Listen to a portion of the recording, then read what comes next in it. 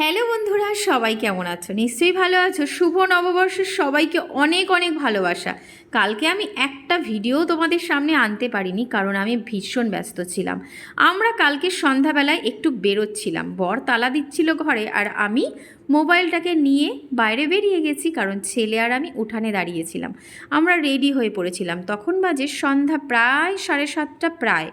এবার কোথায় গিয়েছিলাম, কি করেছি, কেনই বা গেছি, হঠাৎ করে এতদিন পর আবার বাইরেই বা কেন গেলাম, তাও আবার শুভ নববর্ষের দিনে। হঠাৎ করে এত রাতেই বা কেন প্ল্যানটা সেট হলো, পুরো ভিডিওটা না দেখলে কিন্তু একদম তোমরা বুঝতে পারবে না। তো চলো, ঘরে তালা দেওয়া হয়ে গেল, আর বাইরেটা ছিল অন্ধকার, বর্মশাই চলে এসেছে, আর আমি যাচ্ছিলাম। আর সত্যি একটা কথা বলেছিল, আর আমার কাছে সেই কথাটা খুব ভালো লেগেছিল, তাই জন্য ওকে একটু জড়িয়ে ধরেছিলাম, কিছু করার নেই। তো চলো, কোথায় বেরোবো এবার আমরা যাই। এবার ও বাইকে স্টার্ট ধরাবে, আর আমি একটু গল্প করছিলাম ওর সঙ্গে যে চলো তাড়াতাড়ি করে।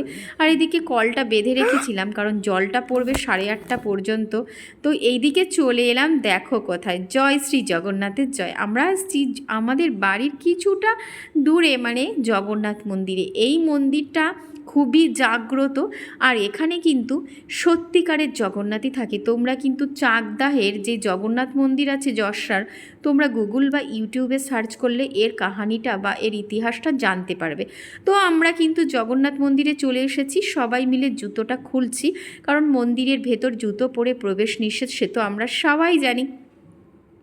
তো আমরা একটা কোণের দিকে সেট করে রাখলাম তিনজনের জুতো, আর দেখো সব চারিদিকে জুতো খুলে খুলে সবাই অলরেডি চলে এসেছে। আর আমি তো ভাবতেই পারিনি যে আমার বর আমাকে এত সুন্দর একটা জায়গায় এই নববর্ষের দিনে নিয়ে আসবে। আসলে আমার মনটা ভালো লাগছিল না, কদিন ধরে ঘরের মধ্যে থেকে থেকে একদম বোরিং লাগছিল। তো আমি বললাম আমাকে নিয়ে কোথাও যাবে একটু, বলল হ্যাঁ যাব।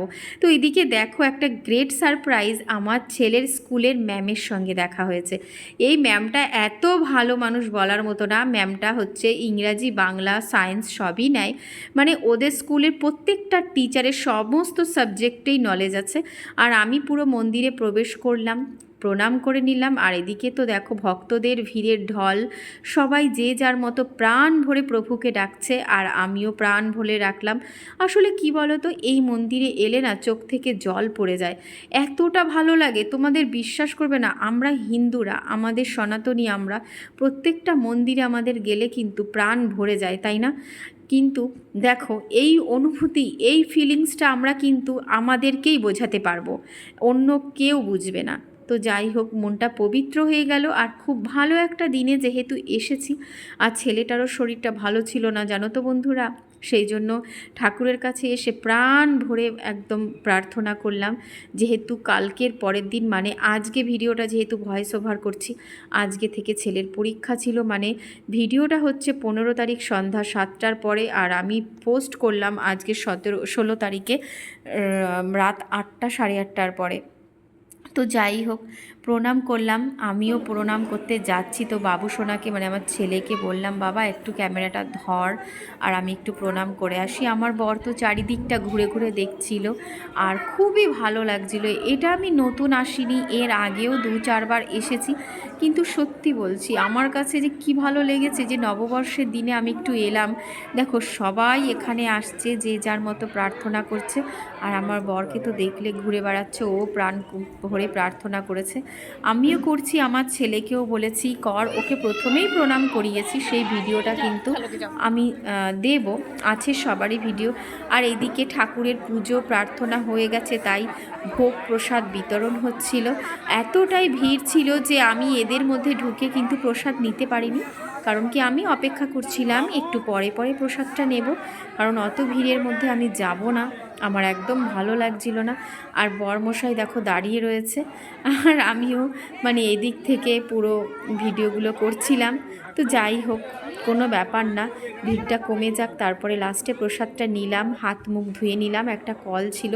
আর এদিকে বরকে খুঁজতে খুঁজতে চলে এলাম, দেখলাম ও সমস্ত লেখাগুলো পড়ছিল।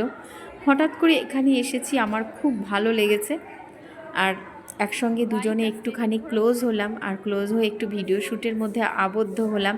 তো বেশ ভালো লাগছিল। ও আবার মোবাইলে ওই সমস্তগুলো কিছু তুলছিল, আমার কাছে খুব ভালো লাগছিল। আর এদিকে সবাই প্রসাদ নিচ্ছে, কেউ মুখ ধুচ্ছে, আবার প্রসাদও নিচ্ছে। চারিদিকে সব শেষের দিকে অনুষ্ঠানটা, মানে প্রায় শেষের দিকে জয়শ্রী জগন্নাথ তুললাম তাকে। এবার প্রসাদটা আমরা লাস্টে যেহেতু নিয়েছি, তাই জন্য এখানে বেসিন সিস্টেম করা আছে। সবাই একে অপরের মানে হাত ধুচ্ছে, আমরাও হাত ধুয়ে নিলাম। ছেলেকে হাত ধোয়াচ্ছে ওর পাপা, আমি আবার এদিকটা তুলছিলাম একটু। তো যাই হোক, খুব ভালো লাগলো, মানে তোমাদের বলে বোঝাতে পারবো না যে নববর্ষের দিনে এত বড় একটা মানে মনের শান্তি পাবো আমি কখনো ভাবতে পারিনি। এত বড় একটা মনের শান্তি পাবো, আর এটা আমার কাছে বেস্ট লেগেছে। নববর্ষে আর কি চাই, এই প্রভুকে দর্শন করলাম, জগন্নাথকে ভালো রাখলাম। যাই হোক, ওর ম্যাম মানে ছেলের ম্যামের ছেলে আর আমার ছেলে খেলা করছে, তো সবাইকে তুললাম প্রভুদের কাছে। এই তুলসী মঞ্চের কাছে সবাই প্রণাম করে, এখানে আমি একটু প্রণাম করলাম। আর প্রভুরাই যে রয়েছে সব এখানে যেন তো বেশ সুন্দর ভোগ দেয়, আর সেই ভোগ আমি গ্রহণ করেছি। টাকা দিতে হয় একটু, কারণ কি দেখো, একটা মানুষের আয়োজন করতে কিছুটা তো লাগে, সবজি হোক যা হোক, তার জন্য কিছুটা একটু পয়সা দিতে হয় অল্পের মধ্যে। তো আমরা দুজন একটু গল্প করছিলাম আর বললাম একটু শ্যুট কর। বেশ ভালো লাগলো, এই জায়গাটা সুন্দর বেশ লেগেছে।